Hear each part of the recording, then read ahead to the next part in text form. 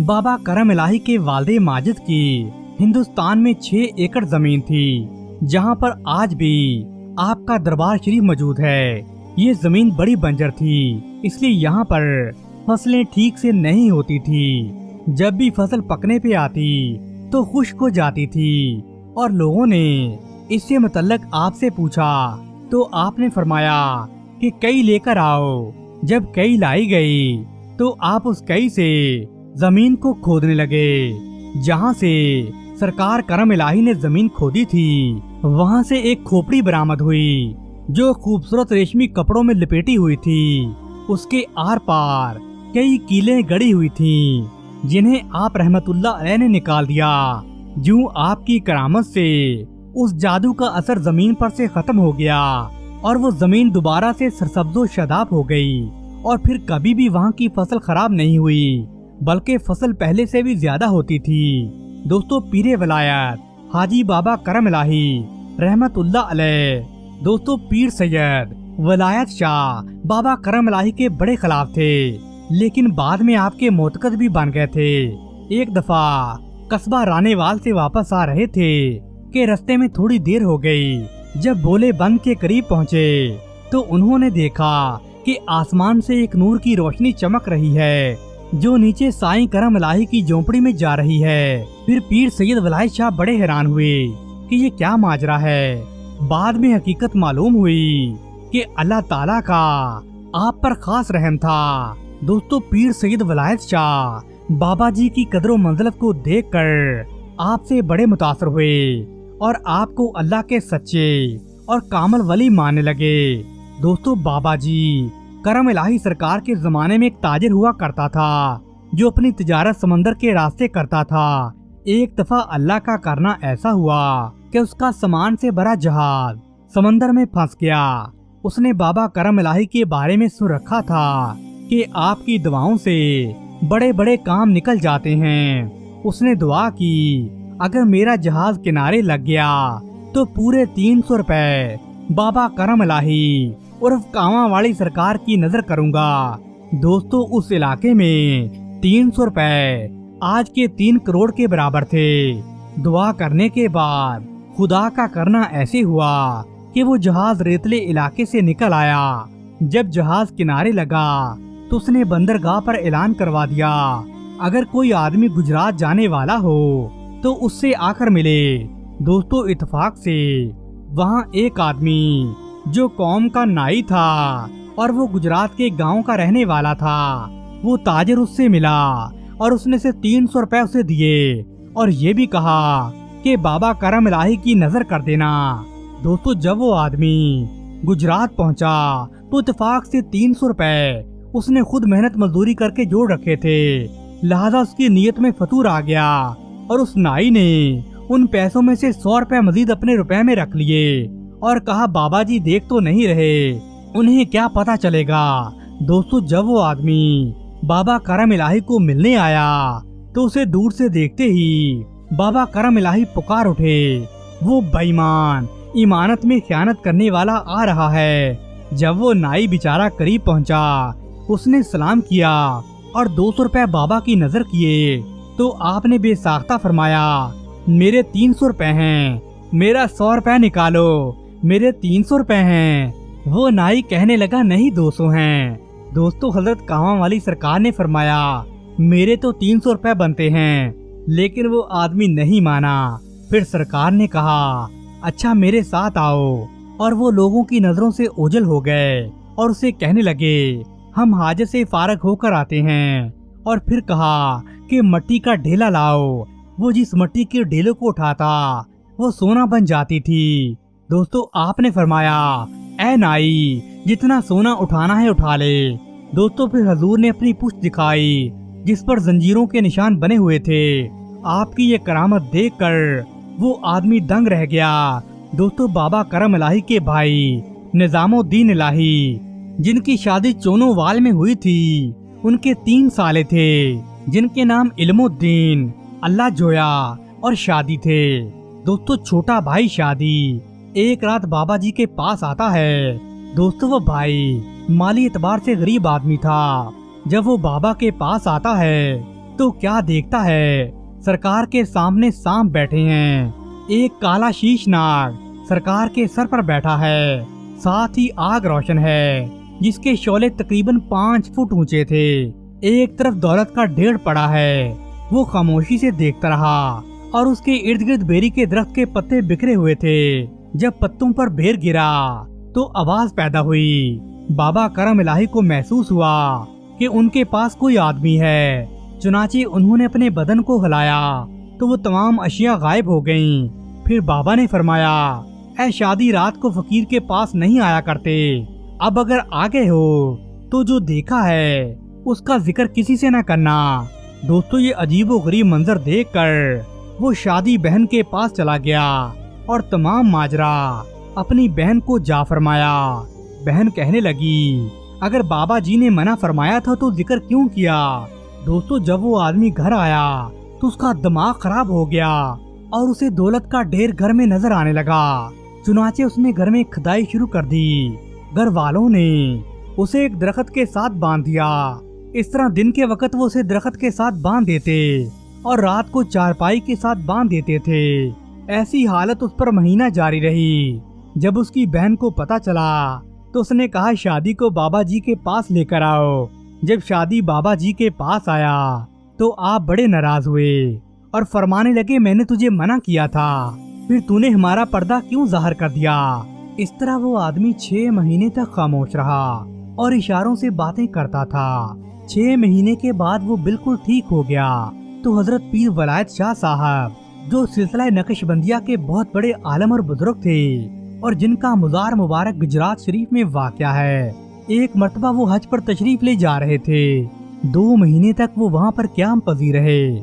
जब वो वापस आए तो फरमाने लगे, बाबा करम इलाही 2 महीने से मेरे साथ वहाँ मौजूद थे। जब लोगों ने ये बात सुनी तो कहने लगे कि शाह जी, बाबा जी तो हमारे पास से कहीं गए ही नहीं थे। उनकी ये बात सुनकर वो बड़े परेशान हुए। बाबा जी तो मेरे साथ हज पर थे, आपने वहाँ पर हज किया और ये लोग कहते हैं कि बाबा जी यहाँ से कहीं गए ही नहीं। दोस्तों, ये करामत देखकर आप समझ गए कि बाबा जी अल्लाह के सच्चे वली और कामिल इंसान हैं। अल्लाह के वलियों की ये ताकत होती है कि वो एक पल में जहाँ चाहे आ जा सकते हैं। दोस्तों, सरकार करम इलाही अल्लाह के बहुत बड़े मलंग थे। दोस्तों, सरकार करम इलाही के बहुत ज्यादा मलंग थे। उनमें से एक मलंग का नाम साईं बाता था। उसका ये नाम हजरत बाबा कामा वाली सरकार ने खुद रखा था। आपने उसे हुक्म दिया कि खोए वाले चला जा, उधर एक सूखा हुआ आम का दरख्त है, वहाँ जाकर बैठ जा। दोस्तों, सरकार के हुक्म के मुताबिक वो सूखे हुए आम के दरख्त के नीचे जाकर बैठ गया। उस गांव में हिंदू जोगियों ने भी डेरे डाल रखे थे। तकरीबन 50 गांव के लोग वहां जाकर चढ़ावे चढ़ाते थे। साईं बाता ने सरकार के हुक्म के मुताबिक वहां डेरा डाल लिया।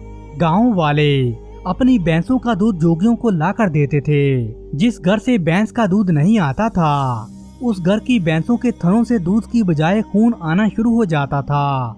जोगियों के तकरीबन 6 या 7 घर थे जो आपस में चढ़ावा चढ़ाते थे और आम का खुश दरख्त भी उन जोगियों के घरों के पास ही था जिनके नीचे उस मलंग ने डेरा लगाया हुआ था। जैसे ही मलंग ने डेरा जमाया तो कुछ ही दिनों के बाद आम का दरख्त फिर से हरा भरा हो गया। एक दिन एक बुढ़िया दूध लेकर गुजर रही थी तो साईं बाता ने उस औरत से दूध मांगा तो औरत ने साफ इनकार कर दिया और कहने लगी, अगर मैंने जोगियों को दूध नहीं दिया तो मेरी भैंस दूध की बजाय खून देने लगेगी। दोस्तों, साईं बाता ने कहा, मुझे दूध दे जाओ, आपकी भैंस दुगना दूध दिया करेगी। चुनाचे सिंधु औरत ने उस मलंग की बातों में आकर उसे दूध दे दिया, दूध देना शुरू कर दिया। ये बात पूरे इलाके में फैल गई कि उस मलंग की बरकतों की वजह से हिंदू औरत की गाय ने दुगना दूध देना शुरू कर दिया है। दोस्तों, फिर क्या था, जोग तर जोग वहाँ के लोग उस मलंग के डेरे पर आने लगे। देखते ही देखते लोगों का जमे गफीर लग गया। फिर उसका नतीजा ये निकला कि जोगी भूखे मरने लगे और वो जगह जगह मारे फिरते। मौसम बहार आने पर आम के सूखे हुए दरख्तों पर अब आम भी लगने लगे थे और वो तमाम जोगी मिलकर उस मलंग के खिलाफ साजिशें करने लगे और अपने एक सरदार के पास गए और उसे कहने लगे, हमारे इलाके में एक मलंग आया है जिसके आने की वजह से सारे लोग उनके पास जाने लगे हैं और हमारा तो कारोबार ही ठप हो गया है और तमाम चढ़ावे भी लोग उसी के पास चढ़ाते हैं, जिसकी वजह से हम तो भूखे मरने वाले हैं। आप हमारा कुछ करें। दोस्तों, वो सरदार एक थानेदार था। उसने कहा कि अपने मकान गिरा दो, सामान कपड़े बर्तन बाहर फेंक दो। ये देखकर मैं उसे पकड़ लूंगा और उस पर इल्जाम लगा दूंगा कि उसने ऐसी हरकत की है। दोस्तों, जोगियों ने घर जाकर ऐसा ही किया और शोर मचा दिया कि हमारा ये नुकसान साईं बाता ने किया है और पर्चा मलंग के नाम पर काट दिया गया। थानेदार ने अपना घोड़ा तैयार किया और साईं को पकड़ने की मुकम्मल तैयारी कर ली। इतनी देर में फजल अली नवाबजादे आ गए। वो 3 भाई थे। बड़े भाई का नाम मोहम्मद खान था जो जैलदार था, छोटे भाई का नाम खान मलक था और सबसे छोटे भाई का नाम फजल अली नवाब था। चुनाचे वो थानेदार पीर साईं करम अली के मलंग को गिरफ्तार करने के लिए तैयार हुआ तो जैलदार मोहम्मद खान ने थानेदार से कहा, आप कहाँ जा रहे हैं? तो थानेदार कहने लगा कि जोगियों ने मलंग के खिलाफ रिपोर्ट दर्ज कराई है, उसने उनके घर का सामान फेंक दिया है, इसलिए मैं उनको गिरफ्तार करने जा रहा हूँ। जैलदार ने थानेदार से कहा, तुम मलंग को गिरफ्तार नहीं करोगे, वो तो बाबा जी का भगत है। मैंने बाबा जी को आजमाया है, वो बड़े पहुँचे हुए हैं। मेरे घर औलाद नहीं होती थी तो मैं बाबा जी करम इलाही उर्फ कामा वाली सरकार की खिदमत में हाजिर हुआ और उनके मलंगों ने सालन पकाया हुआ था। चमचा अभी साग वाली हांडी में ही था तो सरकार ने फरमाया, साग वाला बर्तन उठाकर लाओ। सरकार फरमाने लगे कि चमचा ना निकालना वरना लड़की पैदा होगी, लेकिन मैं सरकार की बात ना सुन सका और मैंने चमचा निकाल दिया। खुदा का करना ऐसा हुआ, थोड़े अरसे में मेरे यहाँ लड़की पैदा हो गई। मैं सरकार की खिदमत में हाजिर हुआ तो सरकार ने मुझे एक सेब दिया और मेरे घर में लड़का पैदा हुआ। मैंने उसका नाम अता अल्लाह रखा। जैलदार थानेदार से कहने लगा, आप उधर नहीं जाना क्योंकि वहाँ मर्दे कामल बैठा है। दोस्तों, थानेदार के न जाने की वजह से वो बेचारे जोगी गांव छोड़कर चले गए। साईं बाता के पास इतने लोग आने लगे कि वहाँ सरकार से भी ज्यादा आदमी होते थे।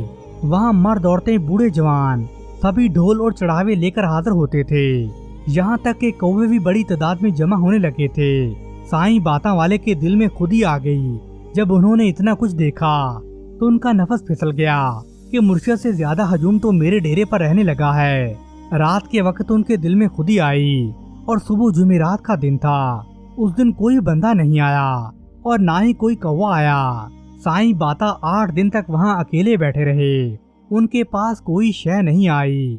आखिर कुछ दिनों के बाद वो घर आ गए और दरवाजे पर एक मलंग बिठा दिया। को कहा कि कोई बंदा अंदर न आए। जिस वक्त साईं रांझा साहब ने ये बात सुनी तो वो उनके पास गए। उस मलंग ने आगे जाने न दिया कि कहा कि साईं का हुक्म है कि कोई आगे ना आना पाए।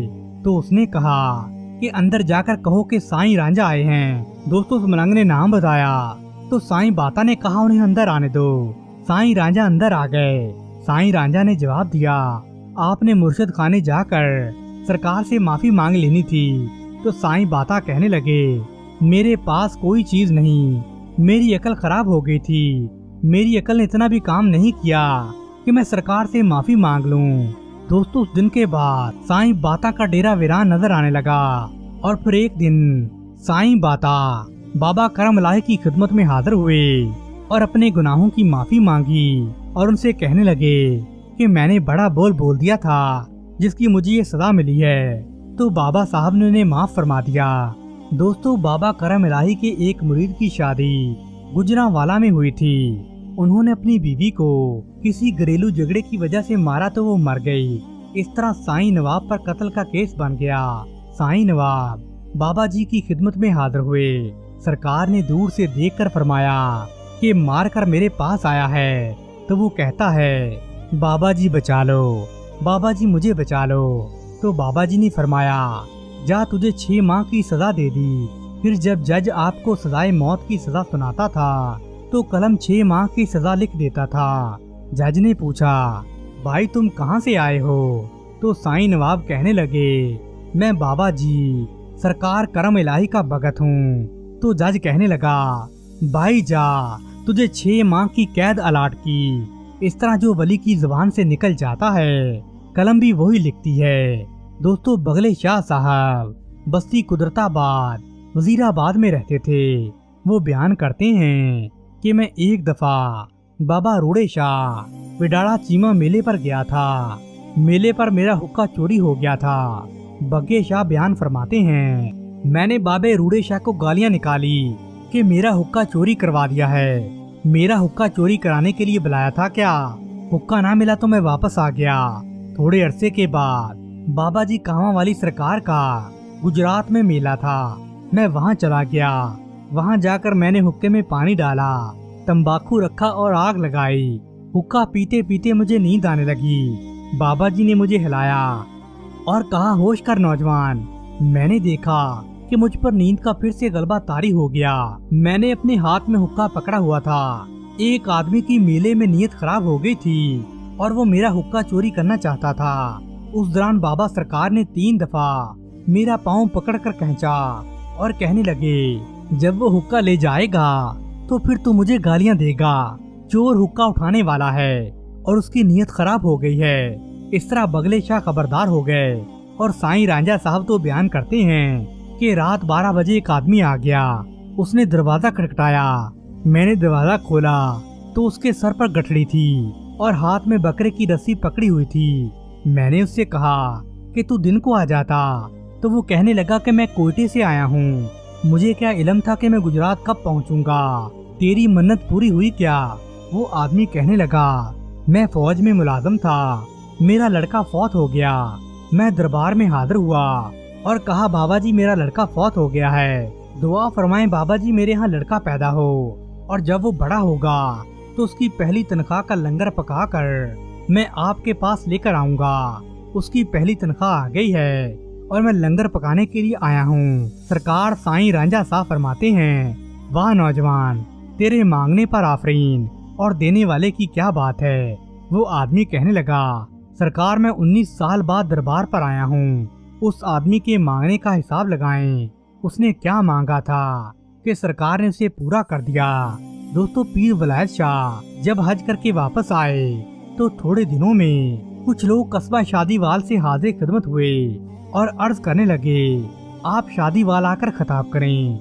वो लोग बेदीन हो रहे हैं, उनका जोर बढ़ता जा रहा है। आपने वादा कर लिया। और जब जाने लगे तो बाबा करम इलाही के पास हाजिरी दी। आपने फरमाया, शाह जी आज मेरे पास रहो।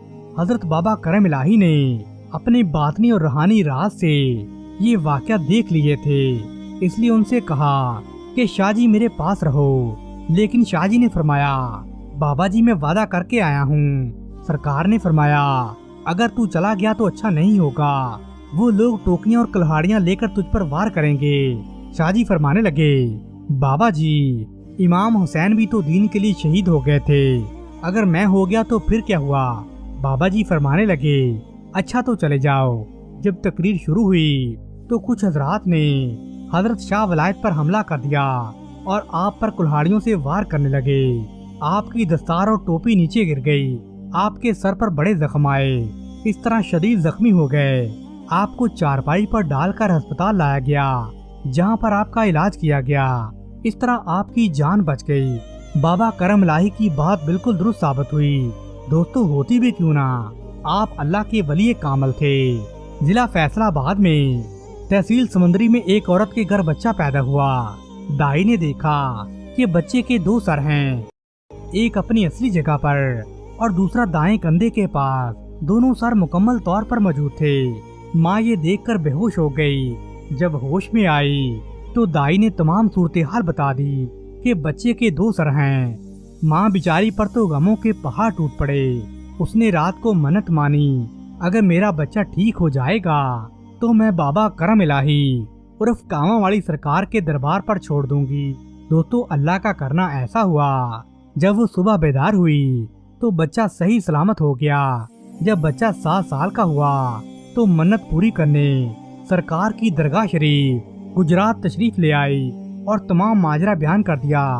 बच्चा तो एक ही है, तेरा ख्याल कौन रखेगा? बाबा जी ने फरमाया, तेरी मन्नत कबूल हो गई है, अब 1 महीना ये इधर रहा करेगा اور 11 مہینے تیرے پاس رہا کرے گا۔ دوستو اس بچے کا نام رمضان رکھا گیا۔ سال میں ایک بار وہ بابا جی کے پاس رہتا اور لوگ اسے سائیں جانی کہہ کر پکارتے تھے۔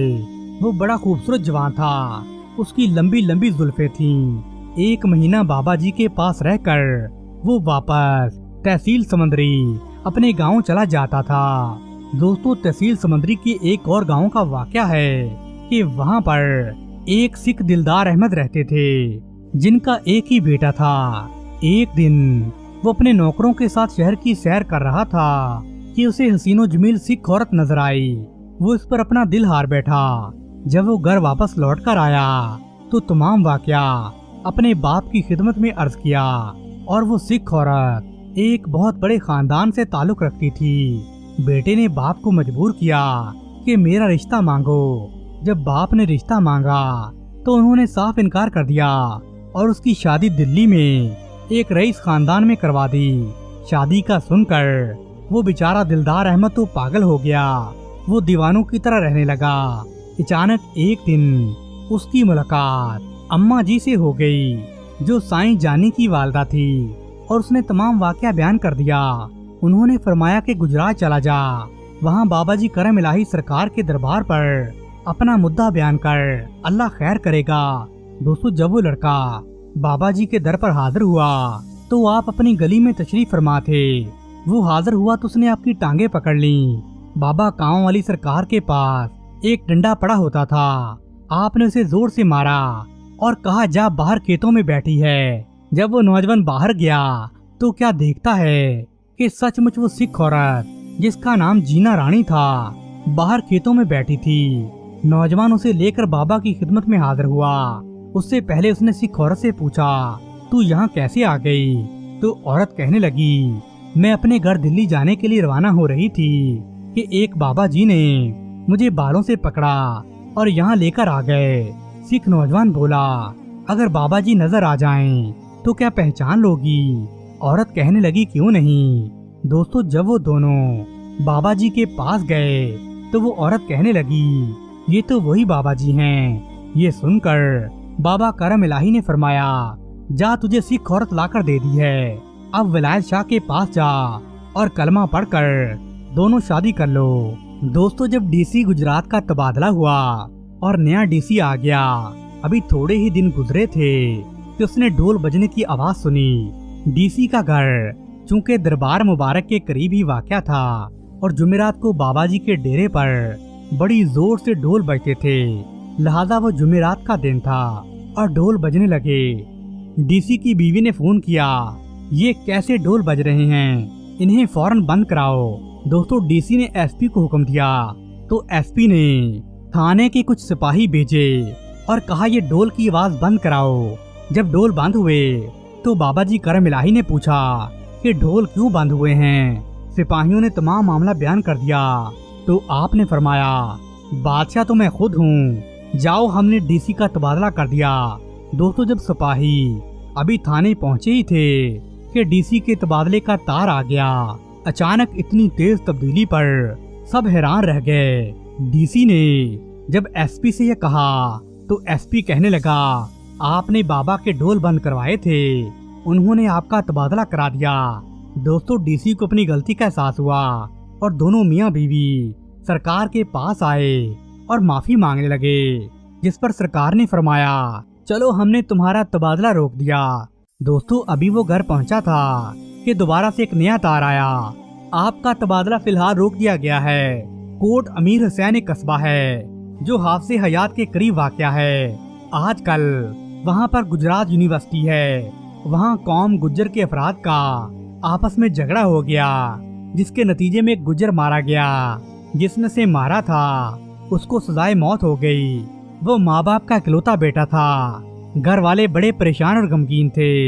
کسی نے اس لڑکے کی ماں سے کہا بابا جی کرم الہی کے پاس جاؤ اور وہاں سے مٹکے سے پانی پینا جو سرکار نے اپنے پاس رکھا ہوتا ہے۔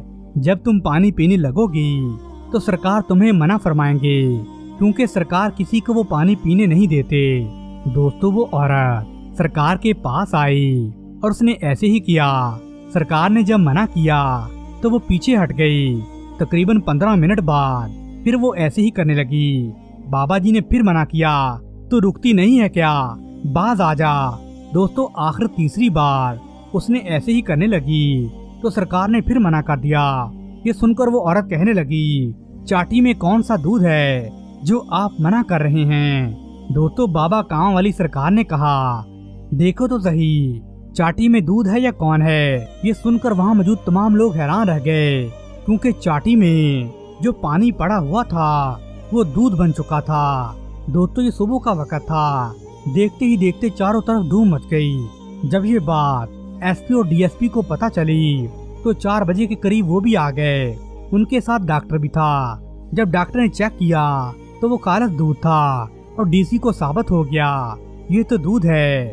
उसने कहा कल 10 बजे दूध की नीलामी होगी। दोस्तों दूसरे दिन तकरीबन 9 बजे वो दूध दोबारा से लस्सी बन गया, फिर आहिस्ता आहिस्ता पानी में तब्दील हो गया। इस वाक़े के हजारों आदमी चश्मदीद गवाह थे। बात कहाँ की कहाँ निकल गई थी।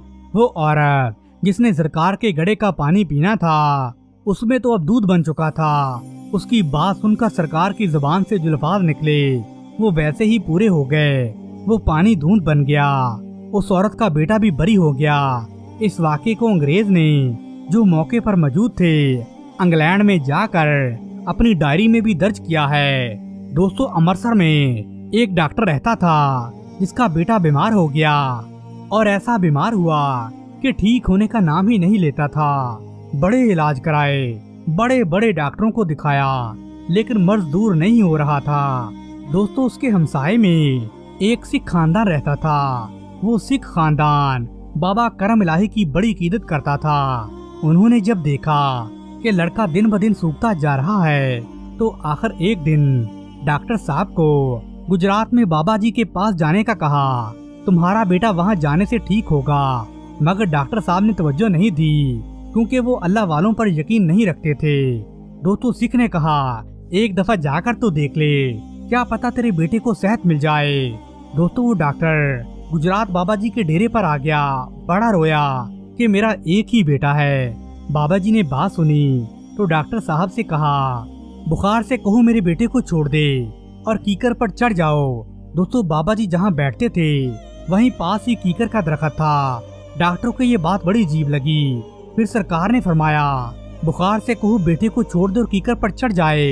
आखिर डॉक्टर साहब ने ऐसा ही कहा तो क्या देखता है कि उसका बेटा ठीक होने लगा है और दरख्त की शाखें सूखने लगी हैं।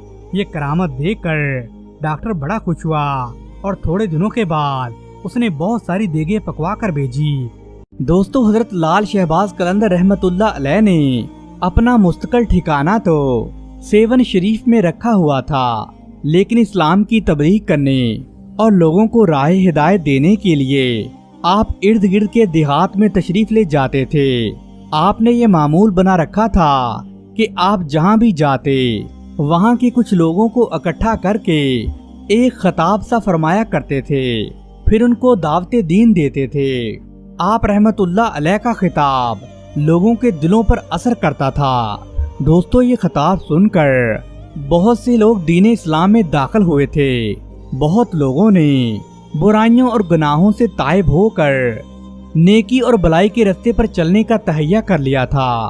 प्यारे दोस्तों एक मर्तबा का वाकया है कि हजरत लाल शहबाज कलंदर सेवन शरीफ से चंद किलोमीटर के फासले पर वाकया एक गांव में तशरीफ ले गए। उस गांव के लोग गुनाहों की दलदल में फंसे हुए थे।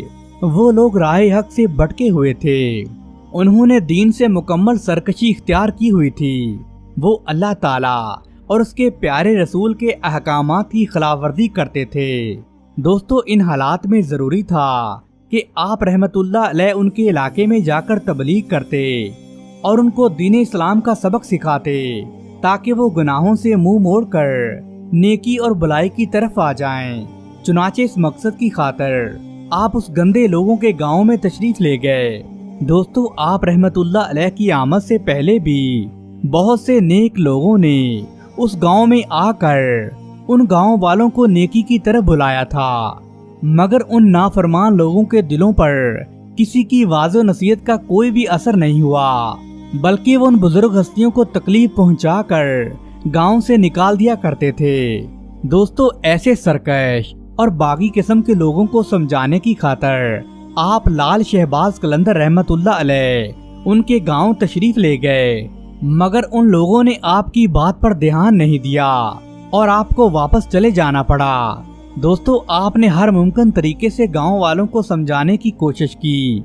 प्यार मोहब्बत, इखलाको मरवत, नरमी और खुशगफ्तारी गर्ज आपने हर तदबीर आजमा ली, मगर उन सरकश लोगों पर जरा भी असर नहीं हुआ। आप बार बार जाकर उनको समझाते रहे, उनको राहे हक की तरफ बुलाते रहे। उन लोगों ने बिल्कुल भी परवाह नहीं की और जब हजरत लाल शहबाज कलंदर रहमतुल्लाह अलैह ने हर तरह से उनको दावत देकर देख लिया, लेकिन फिर भी कुछ नतीजा नहीं निकला, तो एक दिन आप गुस्से में आ गए।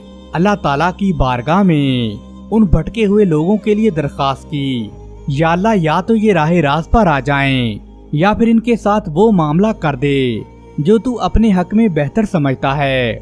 दोस्तों अभी चंद रातें ही गुजरी थी कि आपको बताया गया कि इस गांव में जो लोग अल्लाह ताला और उसके रसूल पर ईमान लाए हैं और शरीयत की पाबंदी करते हैं और अल्लाह ताला के अहकामात पर अमल करते हैं, वो अपने घरों से बाहर निकल आएं।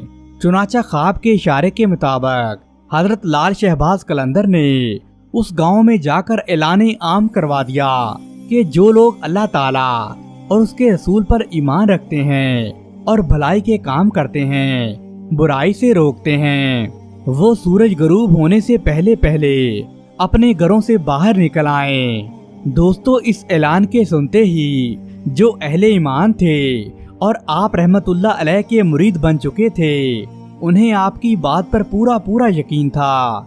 वो लोग सूरज गरूब होने से पहले अपने घरों से बाहर निकल आए, लेकिन वो शरारती किस्म के लोग जो गुनाहों की दलदल में बुरी तरह फंस चुके थे, वो आपकी इस बात को मजाक समझ रहे थे और वो दूसरे लोगों का मजाक उड़ाने लगे और कहने लगे, बड़े अल्लाह वाले बने फिरते हो, ऐसा वैसा कुछ नहीं होगा, जाओ अपने घरों में आराम करो, ऐसा भी कौन सा अजाब है जो तुम पर नाज़िल हो जाएगा।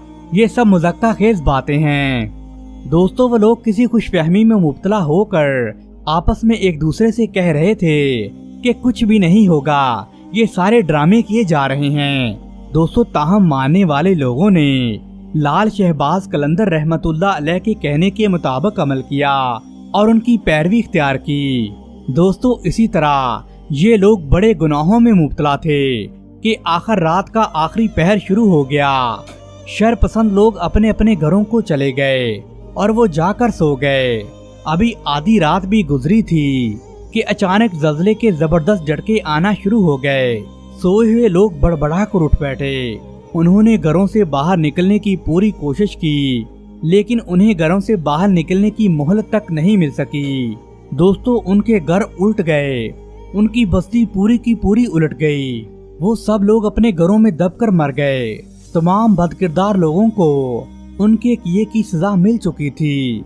दोस्तों बाज रवायत में तो ये भी आता है कि आपकी बदवा से गांव में एक बहुत बड़ा सैलाब आया, जिसमें तमाम शरपसंद लोग डूबकर मर गए। अल्लाह ताला की कुदरत और उसकी फजलो करम की बदौलत जो लोग हजरत लाल शहबाज कलंदर के साथी थे और आप पर ईमान लाए थे, ना तो वो आपको तकलीफें पहुंचाते थे, ना ही आपको तंग करते थे। वो लोग और उनके अहले खाना इस कदर बड़े सैलाब से मुकम्मल तौर पर महफूज रहे। दोस्तों ये करामत देखकर वो लोग तो पहले से भी ज्यादा हजरत लाल शहबाज कलंदर रहमतुल्लाह अलैह के गर्विदा और उनके मोतकद बन गए। अल्लाह ताला की इस कुदरत और गज़ब जलाल से इर्द गिर्द के गाँव के लोग मुतासर होकर आप रहमतुल्लाह अलैह के हाथों पर इस्लाम कबूल करने के लिए धड़ाधड़ आने लगे। दोस्तों बहुत सारे लोगों ने शरीयत की पाबंदी करना शुरू कर दी। यहाँ तक भी कहा जाता है कि आप जिस गांव में भी जाते थे, लोग आपके आसपास जमा हो जाते थे और आपका दर्सो खताब सुनते थे। दोस्तों आपकी ये करामत ज़बान ज़दे आम है। दोस्तों अब हम आपको हजरत लाल शहबाज कलंदर की एक और करामत के बारे में बताते हैं। वाकया कुछ इस तरह से है کہ حضرت لال شہباز قلندر رحمتullah علیہ جو کہ ایک ولی کرامت ہیں، ان کی کرامت کے اظہار کے نتیجے میں بہت سارے لوگوں نے اسلام قبول کیا اور اللہ تعالیٰ نے انہیں راہ حق کی روشنی پر گامزن کیا۔ دوستو، ایک مرتبہ آپ اپنی درگاہ کے صحن میں بیٹھے وضو فرما رہے تھے۔ اس جگہ پر کافی دھوپ تھی اور کوئی سایہ نہیں تھا۔ دھوپ کی تپش کو دیکھتے ہوئے آپ کے چند مریدوں نے عرض کی، حضرت ہم اس جگہ پر ایک سایہ دار درخت لگانا چاہتے ہیں تاکہ تھوڑی مدت کے بعد یہاں پر سایہ ہو جائے اور اس درخت کے سائے میں بیٹھ کر آپ لوگوں کو راہ ہدایت دیں۔ تو لال شہباز قلندر رحمتullah علیہ جب وضو سے فارغ ہوئے تو اپنے ایک مرید کو اپنی مسواک دیتے ہوئے کہنے لگے، اس مسواک کو اس جگہ پر زمین میں تھوڑی سی مٹی نکال کر دبا دو۔ دوستو، آپ کے عقیدت مند نے آپ کے حکم کے مطابق عمل کرتے ہوئے مسواک کو زمین میں گاڑ دیا۔ پھر اللہ تعالیٰ کی قدرت دیکھیے کہ لال شہباز قلندر کی کرامت ظاہر ہوئی۔ اگلے ہی دن وہی مسواک ہری بھری شاخوں سے بھر گئی۔ دوستو، چند ہی مہینوں میں دیکھتے ہی دیکھتے وہ چھوٹی سی مسواک ایک بہت بڑے قد آور درخت کی شکل اختیار کر گئی اور ایک سایہ دار درخت بن گئی۔ دوستو، کہا جاتا ہے کہ لال شہباز قلندر رحمتullah علیہ جب تک اس دنیا میں زندہ رہے اس درخت کی نشو نما ہوتی رہی اور یہ درخت بڑھتا پھلتا پھولتا رہا۔ لوگ اس درخت کے سائے سے ہمیشہ سے فائدہ اٹھاتے رہے۔ لیکن دوستو، جس روز آپ اس جہان فانی سے کوچ فرما گئے تو درخت نے بھی خود بخود سوکھنا شروع کر دیا۔ لوگوں نے بڑی کوشش کی، مسلسل پانی لگایا گیا، اس کی گوڈی کی گئی، جڑوں میں پانی ڈالتے رہے تاکہ کسی طرح سے درخت ہرا بھرا ہو جائے۔ لیکن سارے عقیدت مندوں اور مریدوں کی کوششیں ضائع گئیں اور آخر کار وہ درخت سوکھتے سوکھتے ایک دن گر گیا اور آج تو اس کا نام و نشان بھی باقی نہیں رہا۔ دوستو، اس درخت کے بارے میں یہ بھی مشہور ہے کہ جب تک وہ درخت موجود رہا کسی کو بھی یہ نہیں معلوم کہ وہ درخت کس چیز کا بنا ہوا تھا۔ اس درخت پر سوائے گھنی شاخوں اور ہرے بھرے پتوں کے کچھ بھی نہیں تھا۔ نہ تو اس پر پھل لگتے تھے اور نہ ہی کوئی پھول لگتا تھا۔ پیارے دوستو، یہ ہوتی ہے اولیاء اللہ کی شان۔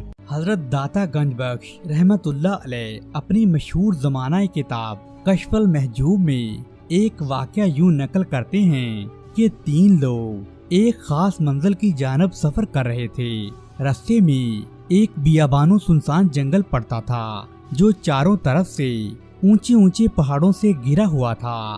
تینوں دوستوں نے بہت کوششیں کی کہ رات ہونے سے پہلے وہ اپنی منزل مقصود پر پہنچ جائیں، مگر جنگل کا راستہ اس قدر پرپیچ اور اجنبی تھا کہ ان لوگوں کو رات جنگل میں گزارنے کی ضرورت پڑ گئی، کیونکہ اس جنگل میں آدم خور جانوروں کے باعث رات کا سفر خطرے سے خالی نہیں تھا۔ تو ان 3 لوگوں نے یہ سوچا کہ رات جنگل میں ہی گزاری جائے۔